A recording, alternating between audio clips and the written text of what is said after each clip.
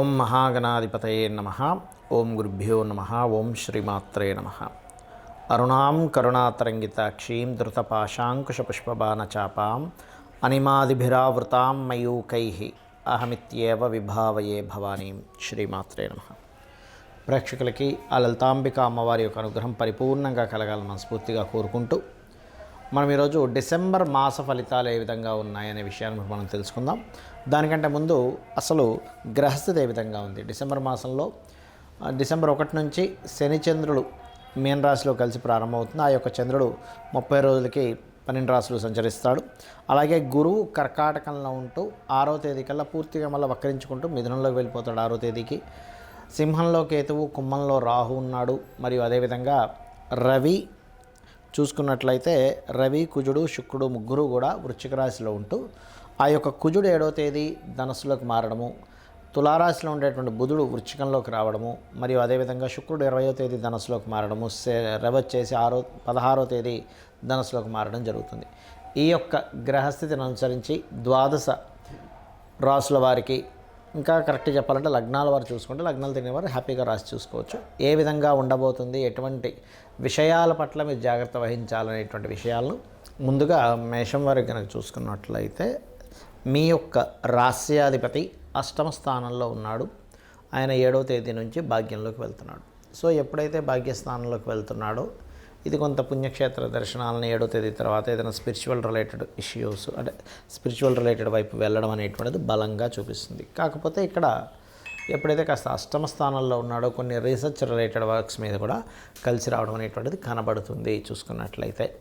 ఇక ధనపరమైనటువంటి విషయాలు ఎలా ఉండబోతుంది ఏమిటి అని చెప్పి చూసుకున్నట్లయితే ఇక్కడ ఎప్పుడైతే ధనాధిపతి వెళ్ళి రవితోని కుజుడితోని కలిశాడో ఇది కొంచెం అక్కడ ఇదేంటంటే కొంచెం ఫైనాన్స్ అనేటువంటి సాఫ్ట్వేర్ రిలేటెడ్ విదేశీ సంబంధ యోగాలు ఇస్తుంది. కానీ దాంతోపాటు ఘర్షణ వాతావరణంలో ఉన్నందుకు ఎవరికైనా ధనం ఇవ్వడం ద్వారా అనవసరమైన గొడవలు కుటుంబ సభ్యులతో అది చూపిస్తుంది.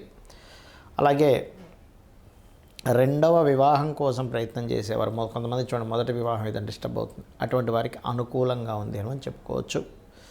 అదేవిధంగా 4వ స్థానంలో ఉన్నటువంటి గురువు వక్రించుకుంటూ మీకు 6వ తేదీ కల్లా 3వ స్థానంలోకి వచ్చేస్తున్నాడు. కాబట్టి సర్వసాధారణంగా ఏంటంటే ఈ కాంబినేషన్ ఏదైతే ఉందో కాస్త కమ్యూనికేషన్ రిలేటెడ్ సంబంధించిన విషయాల మీద కొంచెం చూసి కమ్యూనికేట్ చేయాలి. బట్ కొన్ని అగ్రిమెంట్స్ పెండింగ్ పడ్డా ఏదైనా సరే మనం ముందుకు వెళ్తుంది.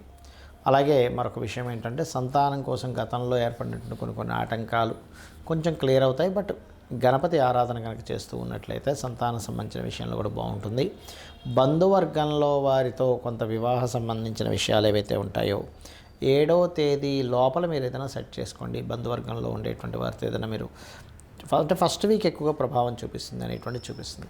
ఇక ఇన్సూరెన్సెస్ మూలంగా కలిసి రావడము, అదేవిధంగా రీసెర్చెస్ మూలంగా కలిసి రావడము, ఉద్యోగ సంబంధించినటువంటి అంశాల్లో కనుక చూసుకున్నట్లయితే ఇక్కడ ఉన్న ప్రదేశం కాకుండా వేరే ప్రదేశాలకు వెళ్ళడం ద్వారా ఉద్యోగ అవకాశాలు రావడం అనేటువంటిది బలంగా చూపిస్తుంది. ఇక మీరు ఉద్యోగ సంబంధించిన విషయంలో మరింత ఎక్కువ ఇబ్బంది ఉందనుకునేటువంటి వారు ఓం మాణిక్య మకుటాకార జానుద్వై విరాజితాయ నమః చేసుకోండి. ఏలినాడు శని నడుస్తుంది కాబట్టి కాస్త మీరు ఆంజనేయ స్వామి ఆలయం కానీ ఇలాంటి ఆలయాలకు, గణపతి ఆలయానికి కానీ వెళ్తూ ఓం అనాకలిత సాదృశ్య చుబుకశ్రీ విరాజితాయే నమః అనే మంత్రం చేసుకోండి.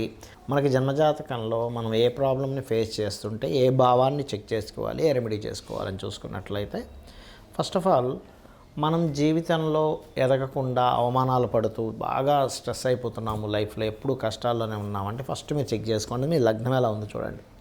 మనకి ఎలా అయితే చంద్రుడు ఉంటాడో లగ్నము అని ఉంటుంది. మీది ఏ లగ్నం 12 లగ్నాల్లో ఆయన స్థితి ఎలా ఉంది, ఏ గ్రహాలతో కనెక్టివిటీ ఉంది. అలాగే లలిత సహస్రనామాలో ఫస్ట్ లైన్ కనుక మీరు చాటింగ్ చేస్తే శ్రీమాత్రే నమః అనేది ఖచ్చితంగా మీరున్న సిచ్యువేషన్ నుంచి బయటపడతారు. ఇక ఏమంటే రెండో మనకి ధన సంబంధించిన విషయంలో అస్సలు కలిసి రావట్లేదు, అంటే ఏం చేసినా పెద్దగా ధనం రావట్లేదు అన్నప్పుడు మీ సెకండ్ లార్డ్ చూడాలి.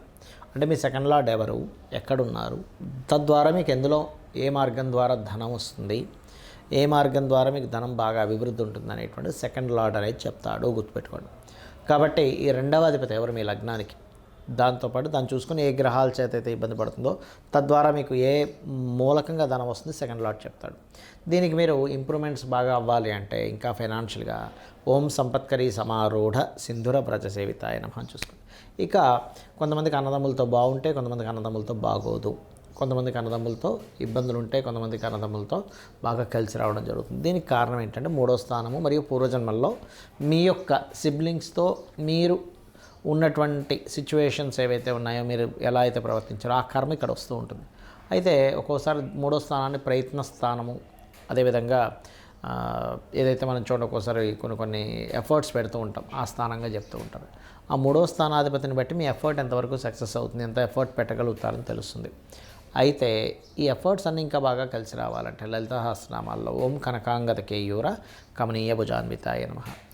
మీరు గృహయోగం అసలు ఎప్పుడు కొనుక్కుంటారు, ఎప్పుడు కొనుక్కుంటే కరెక్ట్, ఏ దిశలో కొనుక్కుంటే కరెక్ట్ అని చెప్పేది మీ చతుర్థ భావం.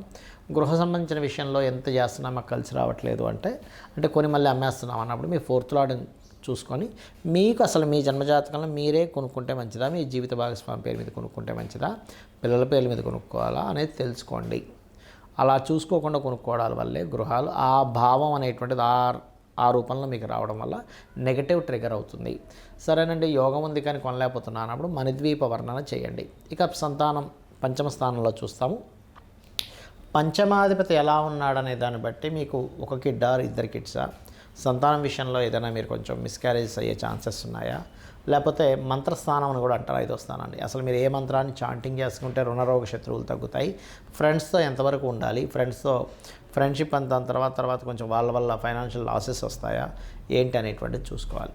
ఇక మరొక విషయం ఏంటంటే ఇక్కడ గమనించినట్లయితే ఈ యొక్క 6వ స్థానం అంటే రుణరోగ శత్రుస్థానం అంటారు. ఇది మీ డైలీ లైఫ్ని, మీకు ఎటువంటి రోగాలు ఎటువంటి రుణాలు ఎవరితో మీకు ఇవి ఉన్నాయనేటువంటి 6th హౌస్ చెప్తుంది. ఎప్పుడు కూడా 6th హౌస్లో ఉండే ప్లానెట్స్కి దానం ఇవ్వాలి, అప్పుడు మీ యొక్క రుణరోగ శత్రు స్థానాలు అనేవి తగ్గుతాయి.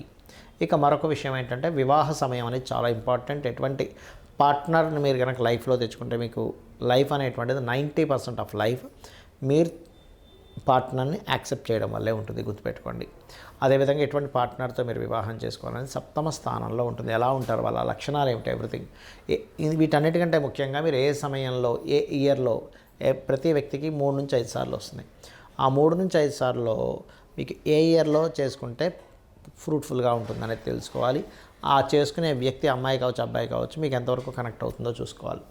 ఇక వివాహం అవ్వట్లేదు అనుకునేటువంటి వారు ఓం కామేశబద్ధ మాంగళ్య సూత్ర శోభిత కందరాయ నమః అనే మంత్రం చేసుకోవచ్చు. ఇక సడన్ ఇన్సిడెంట్స్ అన్నీ 8వ స్థానంలో ఉంటాయి. అది మహాదశలు ఎప్పుడు వస్తున్నాయని చూడాలి. తల్లిదండ్రికి సంబంధించిన విషయాలు కనుక చూసుకుంటే 4th భావం భాగ్యభావంలో ఉంటుంది. అవి ఎడ్యుకేషన్ అండ్ హైయర్ ఎడ్యుకేషన్ విషయాలు కూడా చెప్తూ ఉంటాయి అవి. అలాగే మీ వృత్తి వ్యాపార సంబంధించిన విషయాలన్నీ కూడా 10వ స్థానంలో వృత్తి ఉంటే వ్యాపార స్థానాలన్నీ లాభంలో ఉంటాయి. కాబట్టి మీరు వృత్తి ఇక్కడ ఉంటే మంచిదా, విదేశాలకు ఉంటే మంచిదా, వేరే రాష్ట్రానికి వెళ్తే మంచిదా, అసలు చిన్నప్పుడే మనం చూసుకొని కనుక ఫలానా సంబంధించింది చదివితే బాగుంటుంది లైఫ్ అన్నప్పుడు సంబంధించిందే మనం చదువుకుంటూ ఉండాలి. అప్పుడు తద్వారా మీకు అది మీ ఫైనాన్షియల్గా కూడా సపోర్ట్ చేస్తూ ఉంటుంది. లేనట్లయితే ఏదో చదివామండి కానీ నాకు ఎందుకు ఉపయోగపడలేదు అంటారు. ఉపయోగపడేటువంటి చదువులు అంటే మీరు కెరియర్గా తీసుకునే వేరే ఉంటాయి, హాబీగా తీసుకునే వేరే ఉంటాయి. అదేవిధంగా మన లైఫ్లో మోస్ట్ ఇంపార్టెంట్ రోల్ ప్లే చేసేది మన ఇన్వెస్ట్మెంట్స్ అసలు ఎప్పుడు చేయాలి, ఎప్పుడు చేయకూడదు, ఎటువంటి వాటిల్లో ఇన్వెస్ట్మెంట్ చేస్తే బాగుంటుంది. అందులో ఆ ఇన్వెస్ట్మెంట్లో కొంతమంది షేర్ మార్కెట్కి వెళ్తుంటారు. అసలు షేర్ మార్కెట్ యోగం ఉందా లేదా, షార్ట్ టర్మ్ డైలీ ట్రేడింగ్ ఉందా, లాంగ్ టర్మ్ ఉందా అనేటువంటిది తెలుసుకోవాలి.